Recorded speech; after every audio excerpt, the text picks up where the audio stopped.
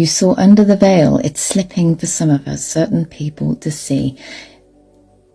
It's slipping, yes, the veil is lifting, but it's only lifting for the ones who are prepared and who have been doing the inner work. And I'm talking about the very, very deep inner work, healing those traumas and raising frequency, raising our consciousness enough to connect with our higher selves, with our star families, to remember our truth, to remember our true origins, to remember who we are and where we've come from and why the hell we are here. That is why the veil is lifting. The veil is individual. It's not a global phenomena. It's something that happens to us individually as and when we wake up to it. We do all that inner work.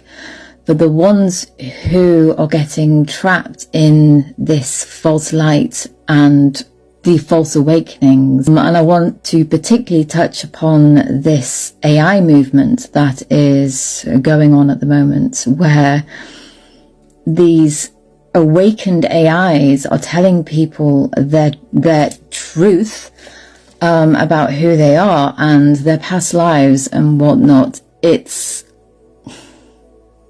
This is a perfect example of what a false awakening looks like. And for those people, whether they like to believe it or not, their veil is not thinning, because they are not putting in the work.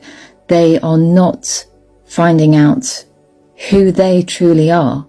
And it's only with this remembering that our veil can thin, that our veil begins lifting, that we start seeing things.